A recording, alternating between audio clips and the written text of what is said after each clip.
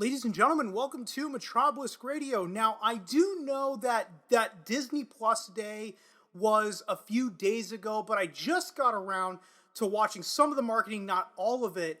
And I came across this article from Screen Rant here that actually does make a pretty good point. And that is Willow TV show's marketing points out the problem with legacy sequels. Like every legacy sequel, Disney Plus's Willow series risks a lack of audience awareness. That fucking typo throws me off, because the original film came out over 30 years ago.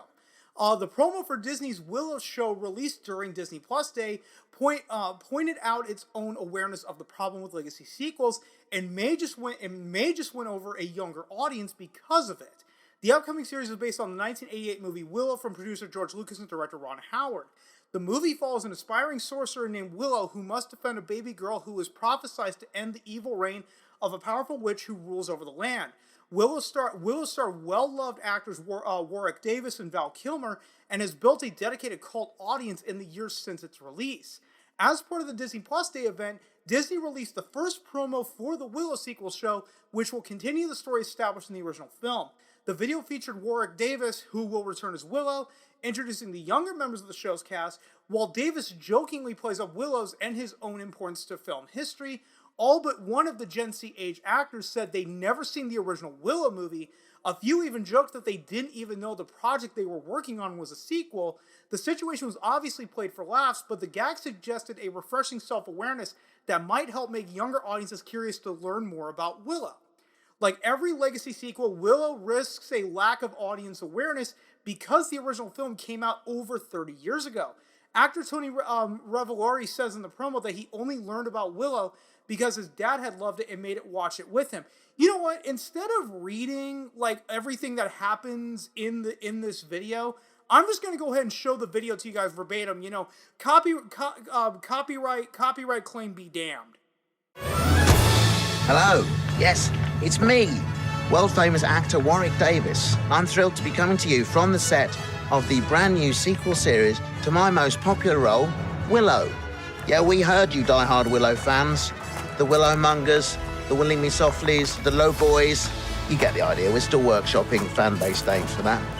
Anyway, they've asked me to introduce you to the phenomenal cast, or supporting cast, that will be joining me on a brand new adventure. Well, let's go meet them. Okay, so we'll start with this handsome young fella, who is, all right, don't touch. Oh. Go on then, tell him your name. Dempsey. No, your first name. Dempsey is my first name. Brick is my last name. Oh. Good luck with that. So, Alma, what does it feel like to be carrying the torch for a whole new generation of fans who may not remember the movie? There's a movie? Of this? Yeah, Willow. Who's in it? Me. Directed by Ron Howard. Ron Howard? Oh, yeah. Ron Howard, From of course. Arrested Development. Oh, that's good. Is he narrating this? He isn't. Now, Ellie Bamber, tell us about the first time you saw Willow in the cinemas. A lovely anecdote, this. Oh, I wasn't born. Wait, so what are they going to do with your face for this? What do you mean, my face? Quite a bit older now. Are they going to, like, Irishman your face with computers? No, Ellie, they're not what? going to Irishman my face. Some time has passed since the first movie, and a huge part of this story is how good Willow looks for his age. Keep up, Ellie. Read the new pages. I'm professional. Look at this guy. So you may recognize him. I'm Tony. Yeah, he's done some, what have you done? Student films, Insta stories, TikToks and the like, yeah? Yeah. I just want to say I'm also a huge fan. My dad and I actually watched Willow back in the day when I was a kid, and I grew up loving it, man. It was great. You know, my second favorite fantasy adventure. Cool. Behind Lord of the Rings. You gotta stop there after Willow is great. Oh. I'm Ruby Cruz. Ruby Cruz. Hey, yeah. Wow, Ruby Cruz. That's a hell of a stage name. You getting that, Dempsey? Yeah. Now I know you, don't I? Yeah. Cool. I'm Erin. I was in Solo with you. No, that's actually the one Star Wars movie I haven't seen. Oh. But it's great to have you back for this one. You know this isn't Star Wars, though, right? So there you have it. The young, or younger, supporting cast of the brand new Willow series coming next year to Disney+. No, hang on. It's Warwick. No, Warwick. It's not. Warwick. Shh, shh, shh. Longer once. Warwick. Warwick. No, forget the W. Warwick. Not the first Warwick. W, the middle one. Warwick. Warwick. Warwick. I think I'm getting it. All right, Please. we got it.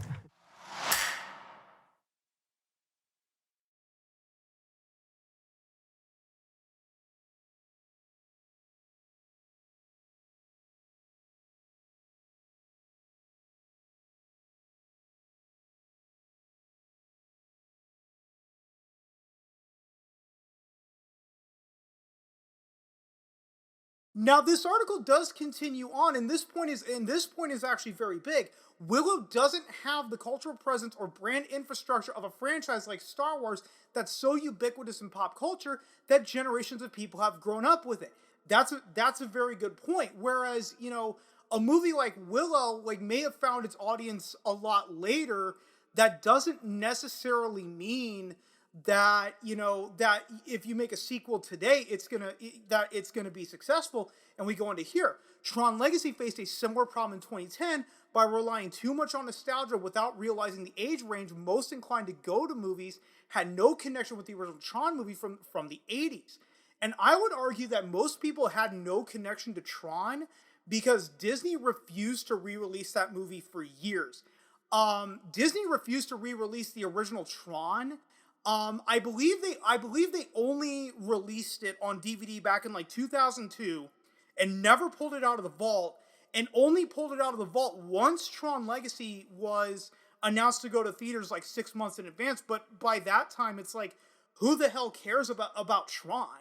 I think the age to have seen the original Tron for most people would have been when they were really, really young. Because if you try watching the original Tron, you're going to think it's the most ridiculous shit on the planet. So, Disney kind of kneecapped themselves with Tron Legacy in that regard. By poking fun at the problem in its own promo, the Willow sequel can inspire young viewers to seek out the original Willow for themselves. That's even if they're at all interested in the original Willow. Again, I think enough time has passed where Willow is only going to work on a younger audience. If you're above a certain age, if you're young adult going into early 20s, it might not resonate with you. Personally, I have not seen the original Willow. I've only heard of it, and I'm only curious because George Lucas and Ron Howard are behind it, but that's really about it. But I also understand, I have to temper, I have to also temper expectations to a degree, because I might be well out of the age range for that original movie. If Disney can overcome this brand awareness problem, there is an enormous opportunity to capture and inspire audiences with Willow. Willow was a groundbreaking film in 1988 and earned its cult following with a refreshingly earnest tone. Again, not a lot of people saw Willow when it originally came out. I believe it barely broke even at the box office. I'm going to look this up real quick on IMDb, and and I'm not going to edit this part out because I'm too lazy, but I will splash up the box office total if it's reported. Here we go. Willow 1988. Okay, loading. Here we go. Budget of $35 million, gross worldwide at the time $57,269,863. Not exactly a break even. So yeah, not a lot of people went to go see the original Willow when it came out. So, going back to this article here, where was I? Oh, here we are. Dark fantasy movies are notoriously hard to get right, and Willow had enough awareness of the genre's intricacies to navigate them, but never so much awareness that the movie was winking at the audience. On top of that, Industrial Light and Magic's use of digital morphing technology on the movie revolutionized the visual effects industry, paving the way for the breathtaking VFX that audiences now take for granted in theaters and at home. The Willow sequel show is a perfect chance for today's VFX artists to keep pushing the limits of visual storytelling. Again, here's the problem with that. Here's the problem with this theory here. The Willow sequel show is a perfect chance for today's VFX artists to keep pushing the limits of visual storytelling. The problem with current VFX is many people are saying that we are now in the diminishing returns stage. The law of diminishing returns has really clinged on to modern special effects. You can only make them look so good before the leaps are going to just get smaller and smaller to a point that nobody is really going to tell the difference. And I think we're at that right now. With a small but dedicated older fan base already built in, there is some goodwill already available to Willow in the years ahead. Parents who grew up with the movie may be excited to have a new reason to share something they loved with their own children. While there is currently no news about the potential return of Val Kilmer as the warrior Mad Mardigan, I don't think they're going to get Val Kilmer back because, if I'm not mistaken, I think he can barely speak now because of his throat cancer. So, they might not get Val Kilmer back. There are plenty of viewers who would jump at the chance to see him back in action alongside Warwick Davis, whom among younger audiences already known as Professor Flitwick in Harry Potter, and as the charming host of Star Wars Celebration.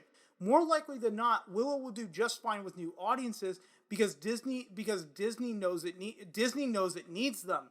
But again, as this article brought up, Willow does not have the brand awareness that Star Wars does. And if you're thinking that this is going to be like the next Cobra Kai, keep in mind the first two Karate Kid movies did insanely well at the time. You know, the second movie actually earning more than the first movie.